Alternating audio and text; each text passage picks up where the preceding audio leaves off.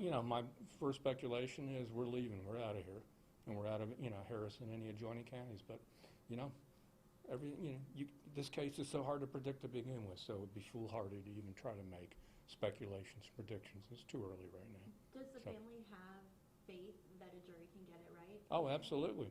And, you know, the fact that obviously it appears 10 out of 12 people certainly certainly agreed with what everybody was pursuing on that. So the bottom line was, you know, they came back, you know, the big issue, of course, is, you know, 20 years later, can we get a guilty verdict?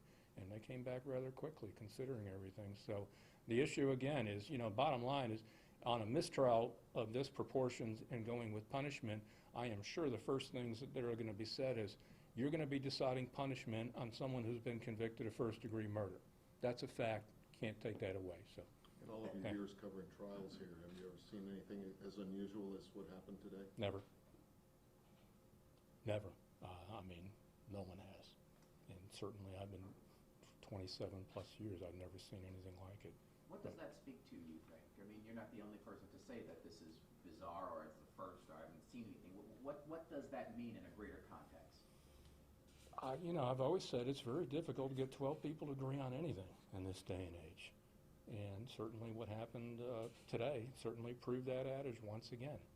I mean, especially when you got a punishment range that is such a wide latitude, ranging anywhere from punishment to life imprisonment.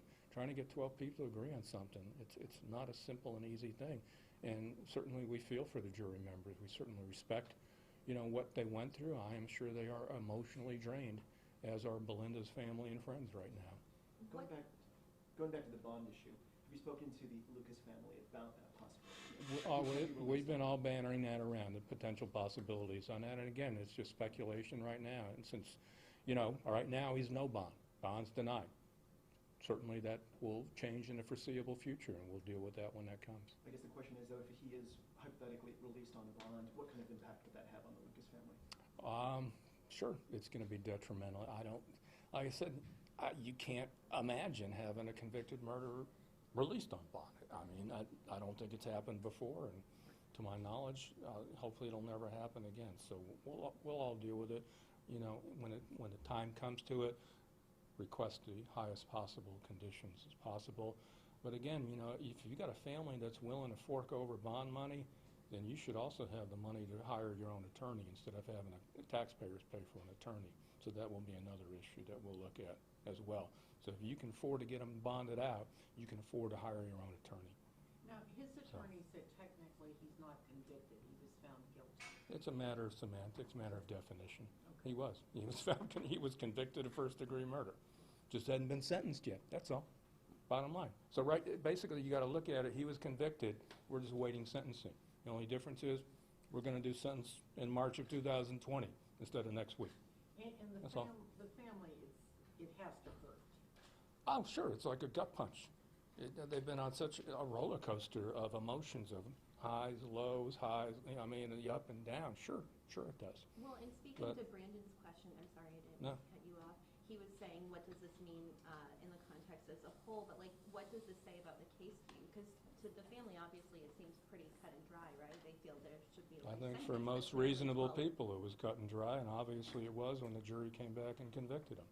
Of course, the only issue now is the punishment, so it is what it is. And so, you know, we deal with it, and we move on, and we're going to get them ready. And there are as you can well imagine, for a family that has been pursuing justice for over 20 years, they don't give up easily. So, you know, you might have, like I said, you know, knocked them around a little bit with this decision, but they're getting right back off that canvas, and they're going to come out with blazing. Do you think this is unprecedented for Harris County Yes. to have, maybe even the state? You know, and that's something I'll look into, and I'm sure you and your Cracker Jack staff at Fox will certainly be. Way too much credit you're giving us, Andy. Way too much credit. I didn't say you. I didn't say you. Notice that. I know that too. I did not say you. I don't know. It's a question that I think we're all going to be pursuing right now. Are there any, you know, first-degree murderers who were convicted, whose sentencing has resulted in a mistrial, who made bond? That's hard to say, and it's hard to imagine, but it's happening here, and I mean, Stan said he's never had a case where it's been a mistrial on sentencing. I can't, That's our first like I said, one. it's the And first. you can't really, recent memory, right? You I can't think can't, of one. I can't think of anything for, that doesn't mean it hadn't happened, but Right. I'm pretty, savvy on all these issues, but I can't recall it, but we'll certainly Our look to statutes see. provide But that the punishment I for think murder if you do shall find be any, by you can take this confinement hand, to institutional. take these Number 3 6, fingers work off, 4 faithfully fingers as off, soon and as maybe, recommended by the jury. it isn't gonna be The many, court if may- any, at all. So this might be the first, who knows? We'll find out more down the road, so. If anybody would know, it'd be you. It would be you. You've been doing this. Okay. I don't So, remember. you know, one. obviously there's people on parole for convicted murder, but there's not people who've been convicted who've yet to be sentenced. This is a whole. new This thing. is a whole new, Right.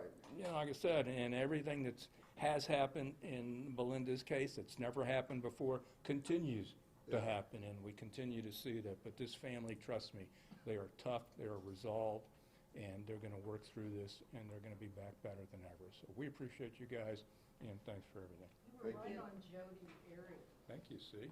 He's Thank never you. wrong, Deborah.